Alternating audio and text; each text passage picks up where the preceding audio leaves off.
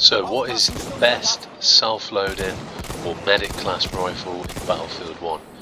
In my humble opinion, it is the Subslada M1916 Marksman. Okay, so just to talk a little bit about this rifle briefly, in terms of its kind of legitimate status as a World War I rifle, in actual fact it's a little bit obscure. It's quite hard to find a record of this specific rifle, but it did exist. Ultimately, I don't think it was ever used out on the battlefield. However, it was used, I believe, in kind of small amounts off the back of kind of fighter planes and stuff like that. So it does suggest that the Germans, as it is a German rifle, were kind of testing out its efficiency and accuracy from planes. So it does kind of allude to the fact that it's a very, very accurate self-loading rifle. Whether they would have had a sight on as I'm running with, who knows, I very much doubt it. So yeah, it's a German rifle, it's a 26 round mag, so you can imagine the amount of devastation that you can do with a 26 capacity magazine. As you can see here, I can drop people in 1-2 shots if you're measured and if you're accurate. So you can clear up a whole squad quite easily with one clip. So it is a devastating rifle. I think it's got one of the highest round capacities of all the rifles in terms of the medic class, and it's a really fun gun to use.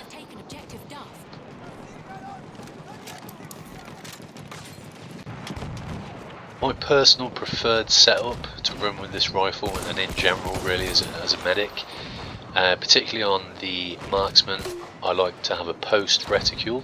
So if you notice here when I scope in, I prefer that side there with the post reticule.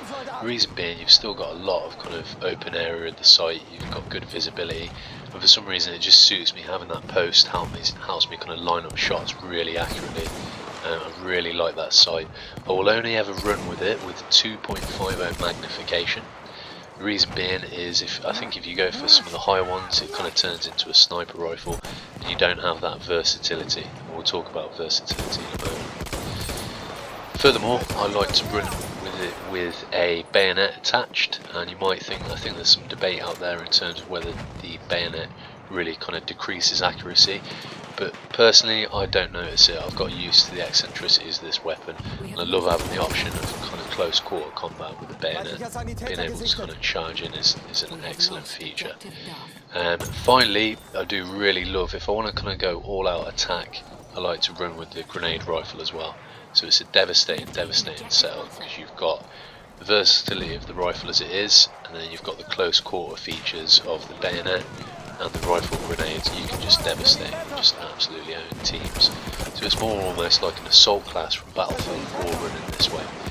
Still have obviously medic packs, so you've got that survivability, but I truly recommend this setup, and in particular the magnification and sight.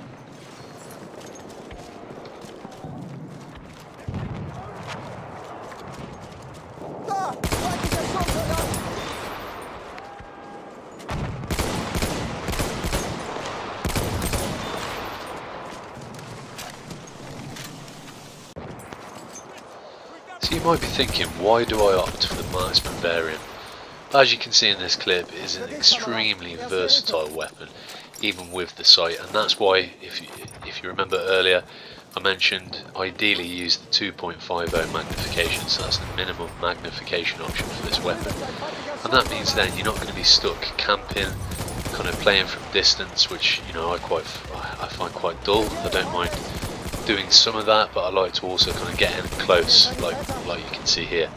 I think mid-range with this weapon, it is absolutely unstoppable, to be frank. As long as you're tactical, so as I mentioned earlier, 26 round mag, so if you're tactical and you plan ahead and you know where the enemy might be, if you can find an excellent flanking route, if you get behind maybe 3, 4, 5 people, they're done, they're over, as long as you remain composed, get those shots. Lastly, to talk about how this weapon actually handles, and when you first pick up the Subslada, I'd say it's actually one of the hardest self-loading rifles to actually get used to. It's a very eccentric rifle in terms of its recoil pattern. so it's got quite a large amount of recoil between each shot. So when you first pick it up, and if you spam the trigger like you used to potentially do on the Sal Rigotti or the Mondragon, you can definitely be a bit more spammy. So if you're going to do that, this weapon is completely ineffective, to be frank. So you really need to kind of remain composed, as you can see with these long distance shots, and kind of give almost a mental thought to take about half a second between each shot. So you've almost got to delay yourself and take that time between each shot to make sure it hits your target. As I said, if you spam the trigger, it will not hit the target. So once you get used to that, it's such a satisfying weapon to use, and that's one of the reasons I really like this weapon, but it's actually quite difficult to use. I know that sounds silly, but to me I like that I've actually managed to kind of master it. Once you've got that, you will absolutely nail it. So it's a case of just giving yourself a mental thought to take about half a second between each shot. Even in close range engagements, you've got to remain composed, and then if you do that, you're going to win pretty much every engagement you face with this weapon. It's absolutely fantastic. So that is my recommendation for the best self-loading rifle in Battlefield 1. I've had a lot of fun with this weapon, hope you guys do too. And just to finish, there's a nice tasty kill streak on Suez, so do enjoy. If you like this video, please subscribe, please share, please like. Most importantly, I'd like some comments and some feedback, that would be great. Okay, all the best.